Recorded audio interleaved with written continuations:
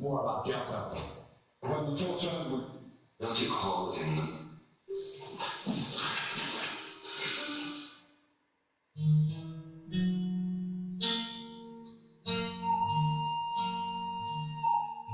Hah? Apa? Yang benar saja. Aku tidak salah lihat, kan?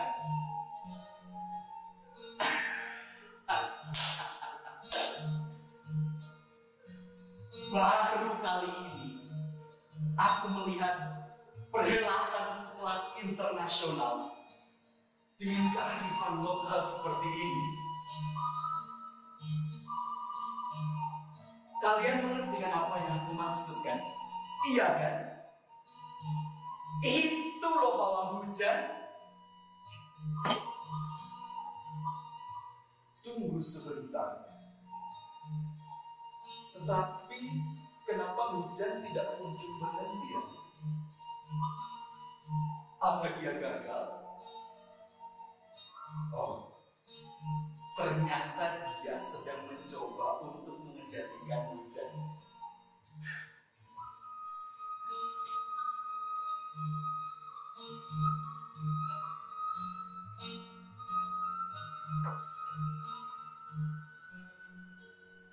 Kalian pernah melihat pawang hujan beraksi? Atau mungkin mendengar bagaimana cara mereka mengusir awan hitam? Kabarnya bahkan ada beberapa dari mereka yang puasa mandi selama 3 hari. 3 hari. Bahkan ada yang membuang celana dalam ke atas genting. Perantara lain adalah dengan menggunakan bawang merah dan juga cabai yang ditusukkan ke dalam tusuk sate dan ditancapkan di atas tanah.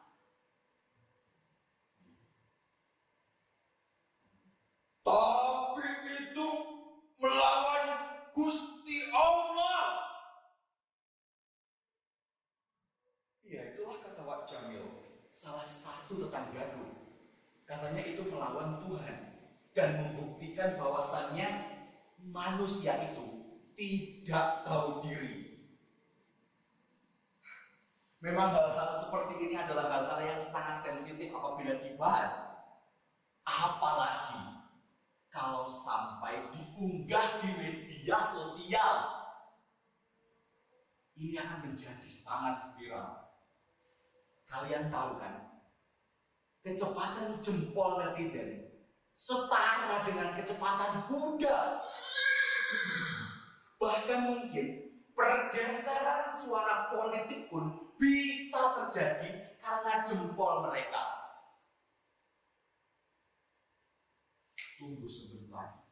Sepertinya aku ingat sesuatu. Oh, iya. Ini bukan soal menghentikan hujan, ini soal mendatangkan hujan.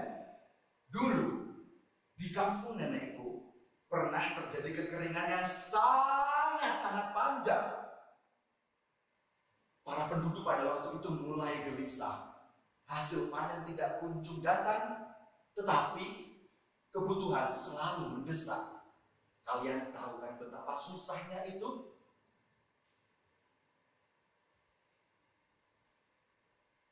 Upacara ini selalu mendatangkan Cincowo.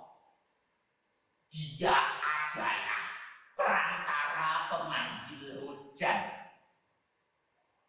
Rintase adalah leluhur di desa kami. Dia adalah orang yang pertama kali mengadakan upacara ini. Seperti itulah kata nenekku. Aku ingat satu hal lagi. Aku pernah melihat upacara itu secara langsung bersama dengan kakakku. Ya, aku ingat. Pada waktu itu umurku masih sangat kecil. Aku tidak tahu apa-apa. Yang aku tahu adalah boneka cincong sangat mengerikan.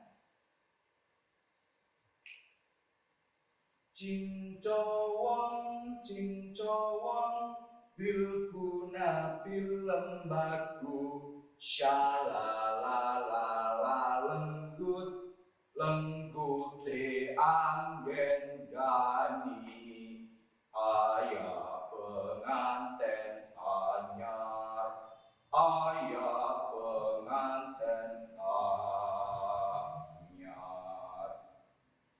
Itulah sebagian nyanyian sinden yang masih aku ingat. Pada waktu itu juga para penabuh mulai menabuh alat musiknya, memukul satu persatu. Ada yang memukul guyung, ada yang memukul borok, semuanya dipukul, menghasilkan suatu musik yang sangat spektakuler.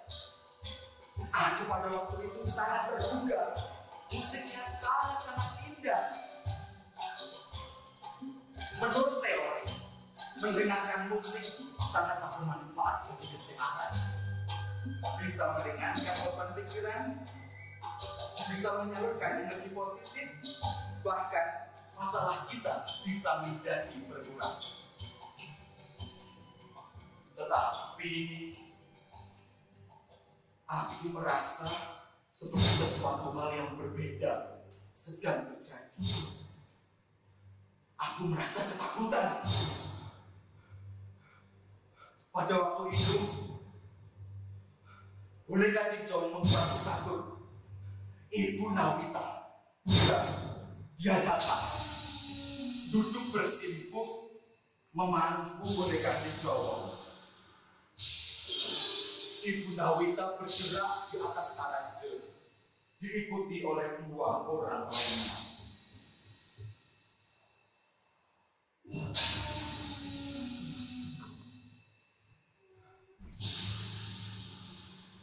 Ibu Nawita menatap ke arah cermin. Boneka cincong juga harus disisir biar terlihat rapi.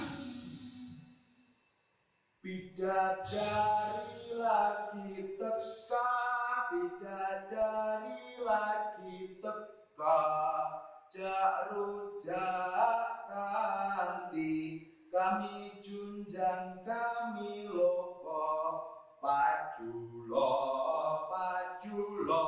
temu bumi ring mandilo.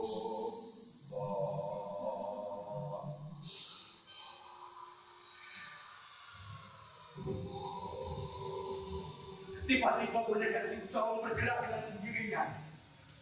Aku sangat kaget melihatnya. Pada waktu itu aku tidak percaya dengan apa yang aku lihat. Aku sangat kebingungan. Aku mengejek boneka itu karena aku tidak percaya dengan boneka cincong yang bergerak sendiri. Cincong, awak cantik badan kuku. Cincong, kepala cantik badan kuku. Tiba-tiba boneka itu menyeringai padaku. Dia mengejarku. Aku sangat ketakutan. Aku pun lari terbirit-birit sampai akhirnya aku terjatuh. Nek, tolong Nek, Kakak, tolong Kak, lihat Kak, boneka itu menyeringai padaku Kak. Tolong Kak, Nenek, tolong Nek. Kamu tidak boleh seperti itu, Jo. Kamu harus menghormati cincong. Kamu juga harus percaya pada upacara ini. Kalau kamu tidak percaya, para leluhur akan marah padamu, Jo. Tapi Nek, itu semua tidak mungkin Nek. Bagaimana ini bisa terjadi? Aku tidak bisa membayangkan. Nek, tolong Nek, lihat Nek. Dia menyeringai padaku Nek. Ya, ampun Cincong, ampun. Aku percaya padamu Cincong. Ibu Nawita segera masuk ke upacara. Dia mendatangi Cincong, memegangnya, memangkunya, dia memberikan kain berwarna putih, lengkap dengan kalung dan juga hiasan kamboja. Setelah itu, Dincolong pun akhirnya bisa ditenangkan. Upacara pada waktu itu diakhiri dengan disebarkannya bunga mawar ke seluruh penonton. Hujan! Hujan! Hujan!